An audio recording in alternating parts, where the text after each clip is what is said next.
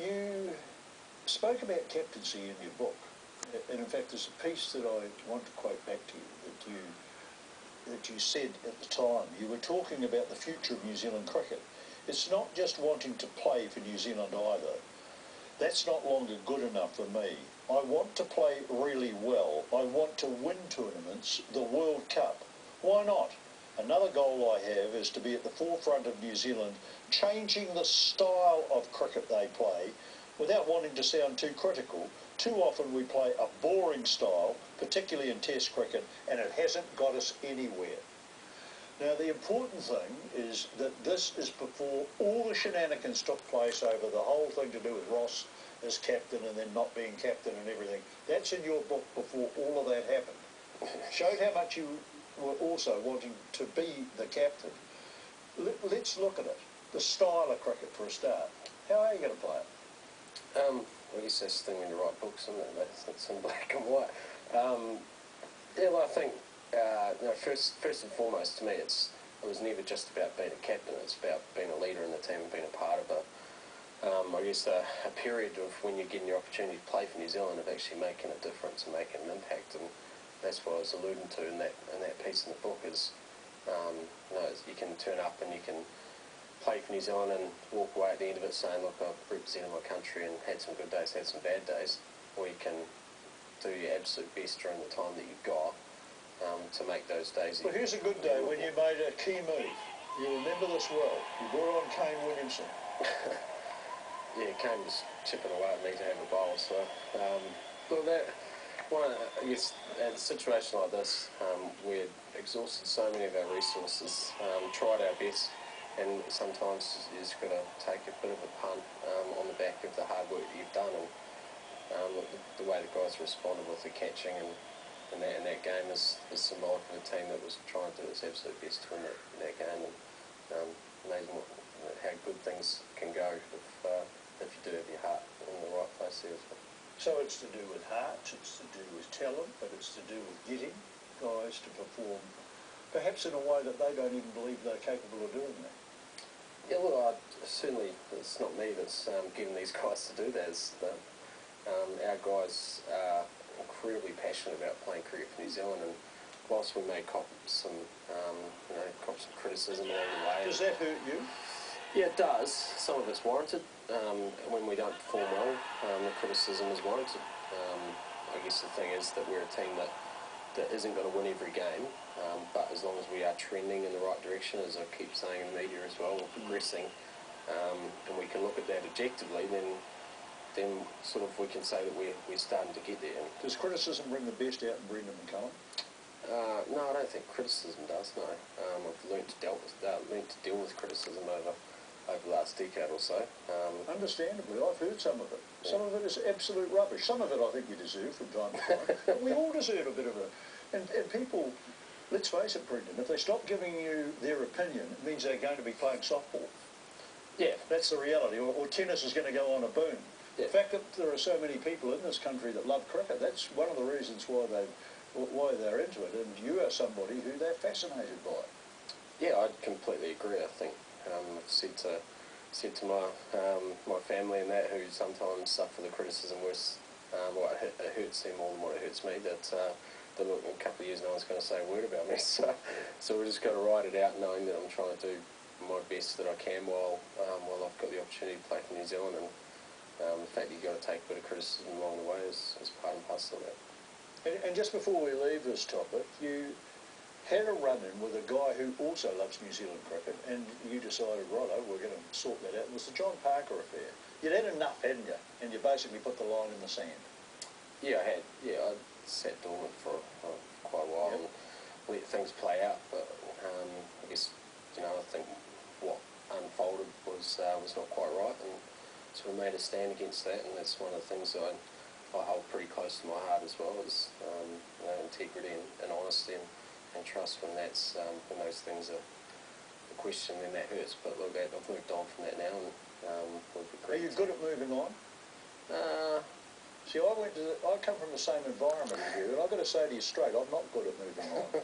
I bear grudges, and I hold them for a while, and I let them fester, and I've only learned late in life to let them go. And I suspect strongly, looking at you, that you bear the odd grudge and you'll hold them and you'll think, stuff so-and-so.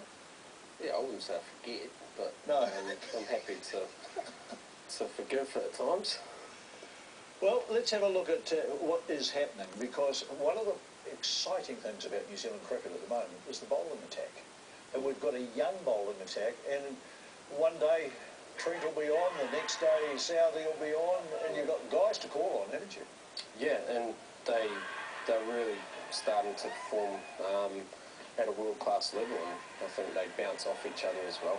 I think Wagner's been a huge addition to both Tim and Trent's skill set as well, and you know, there's times where they achieve stuff which they probably didn't think that they could achieve as well, and you know, during that England series at home was one of those occasions where we saw them at their absolute best, and even when they were tired and they were broken, they just kept finding more. So very, very excited about our bowling lineup, and also strong leaders within the group as well for young guys, so that's encouraging too. We were one wicket away from beating the Poms in the series.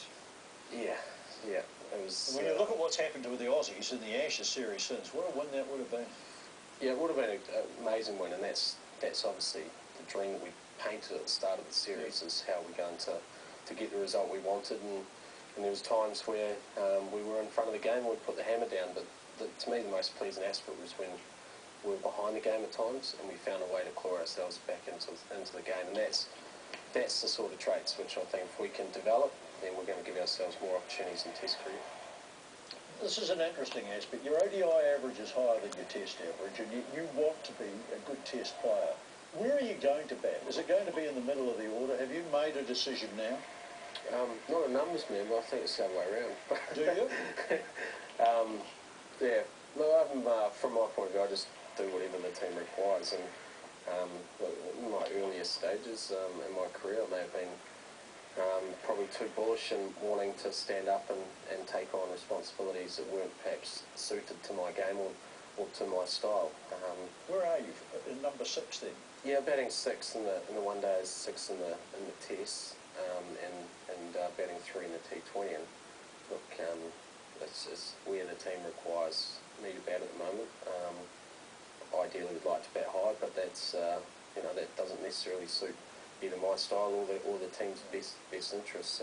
But we've got a healthy mix amongst our team at the moment, and I think we're starting to get some familiarity around our style of play as well, which is nice and encouraging. Is your biggest regret in cricket the fact that you can't wicket keep anymore, or not in tests anyway? Yeah, I sort of let go. It's initially it was hard, and I got criticised for wanting to pick and choose the times that I wicket kept. And it was really nothing to do with it. It was just that I've had operation on one knee. I've got another average knee and a slightly dodgy back, which I've managed to handle throughout a career and not miss too many games. But something had to give, and unfortunately, keeping in Test cricket was the thing. And I always said, if I can't make the team as a batter, then so be it. But that's what I'm going to have to try and do. And yeah, it is disappointing not keeping, but I've kind of let go. See, I think you've done pretty well with this criticism thing, because one of the aspects would be this: they were criticising you for not wicket-keeping, and your back was just about stuffed, and you had to shut your mouth because it wouldn't, you know. And then they were saying you weren't fit. Now, my understanding from people who have watched you carefully and have played with you is that you're probably the fittest in the side, that you take a lot of pride in it. So there are times when you have let the criticism just flow by. You've probably got to still do that. You're always going to be somebody where that's going to happen, aren't you? Yeah, probably. I think the kind of rocks the diamonds nature of my style of play as well is this probably opens the door a little bit more to that kind of criticism as well. It's but look, that's just part and parcel. I think from my point of view, the fitness aspect, to me, look, I can get fitter. I understand that. I used to be one of the fittest guys in the team, but now there's these young fellas who come up and are incredibly fit and strong.